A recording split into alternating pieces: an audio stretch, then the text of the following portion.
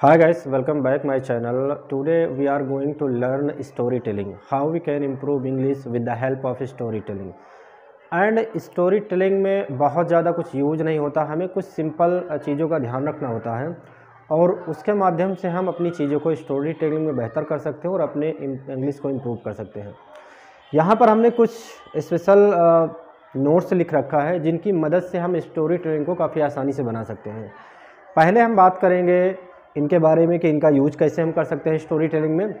फिर उसके बाद में एक छोटी सी स्टोरी हम क्रिएट करके बताएंगे और आप ऐसे बार बार करोगे तो आपकी इंग्लिश काफ़ी इम्प्रूव होगी, क्योंकि स्टोरी टेलिंग काफ़ी आसान है और जो स्पोकन में काफ़ी हेल्प देती है, क्योंकि जो भी दिनचर्या आप करते हो, जो भी आपने कल किया है, उसी का एक रूटीन हमें बताना। सबसे पहले हम बात करेंगे सब्जेक्ट और V2 के बारे में। सब्जेक्ट और V2 पे सिंपल सा है कि आप कहीं भी जाते हो तो आप इन दोनों का यूज़ करोगे।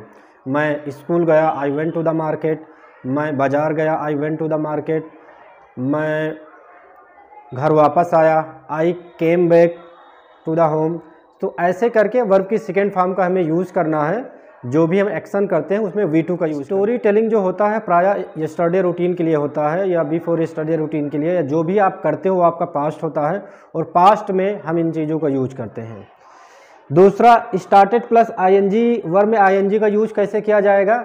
जब आप कोई काम स्टार्ट कर देते हो, यानी जब कोई काम आप पास्ट में शुरू करते हो, अगर उसके बारे में आपको बताना है तो आप स्टार्टेड में आईएनजी लगाओगे, वर्ब में आईएनजी लगाओगे। जैसे मैं घर पहुंचा और खाना खाना शुरू कर दिया, I reached home and I started taking food, having food. ठीक है। दूसरा क्या हो सकता है? मैं अगर कोई हाउस वाइफ है तो वो कह सकती है मैं किचन में गई और चाय बनाना शुरू कर दिया। तो किचन में जाना, चाय बनाना शुरू करना, that mean started making tea, started cooking food. तो कोई काम शुरू करना, वहाँ पर आप यूज़ करते हो started plus ING. I started reading, I started speaking.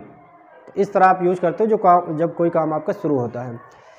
देखिए, कीप ऑन से बना है केप्ट ऑन। सेकेंड फॉर्म का यूज़ किया जाएगा जब आप किचन में गए और आपने चाय बनाना शुरू कर दिया और चाय 10 मिनट तक बनाते रहे, तो कोई एक समय दिखाना है कि मेरा काम इतनी देर तक चलता रहा, तब आप केप्ट ऑन का यूज़ करोगे। जैसे I started making tea and kept on making 30 minute, 5 minute, 10 minute. In this way you can use it.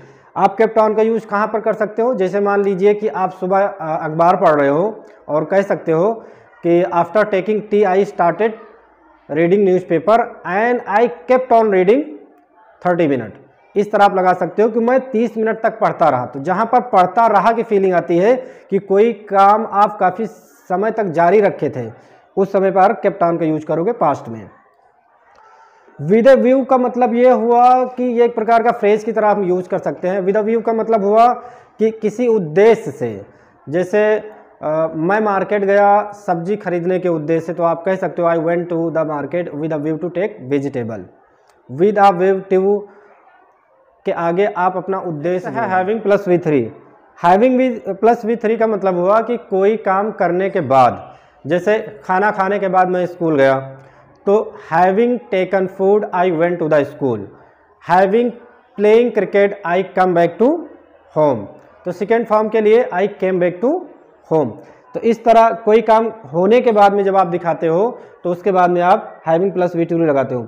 After date काफ़ी फेमस है, उसके बाद यानी खाना खाने के बाद मैं स्कूल चला गया। एज अ रिजल्ट का यूज किया जाता है ज़्यादातर किसी कार्य को दिखाने के लिए। जैसे मैं टीवी देख रहा था और मैं 2 घंटे तक टीवी देखता रहा, तो 2 घंटे तक टीवी देख रहा था तो क्या हुआ कि मेरी मदर मुझ पर गुस्सा हो गई। तो क्या हुआ, मेरे कुछ काम करने की वजह से जो रिजल्ट निकल के आया वो ये निकल के आया कि मेरी मदर मेरे ऊपर गुस्सा हो गई। I kept on watching television for 2 hours as a result, जिसके रिजल्ट में जो मैं काफ़ी देर तक टीवी देखता रहा, उसके रिजल्ट में मेरी मदर मुझसे नाराज़ हो गई। Now I am going to create one story related to yesterday routine. It is not a true and fair but I want to create it. Okay, so yesterday I got up early in the morning at 5 o'clock. Then after I perform my morning ablution. After performing morning ablution, I started taking tea. After taking tea, I went to the park and I started jogging over there.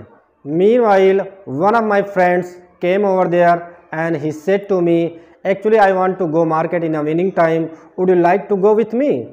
I said to him, yes, sure, I would love to go with you in the evening time.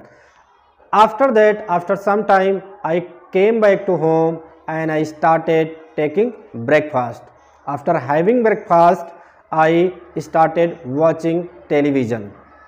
I kept on watching television near about 1 hour. Meanwhile, my mother said to me, please stop watching television and go to the market. I didn't do. As a result, my mother got furious at me. After some time, I went to the market and I started buying some vegetable and some necessary stuffs. After buying all these things, I came back to home. After that, I did some different kinds of work at my home, and in the evening time, I had a dinner and I went for the sleep. On the bed, I kept on scrolling YouTube videos near about 30 minutes. Then after, I felt sleepy and I slept. So it was my daily routine. It is not fair and square, but yeah, I created for you. So in this way, you can create your daily routine.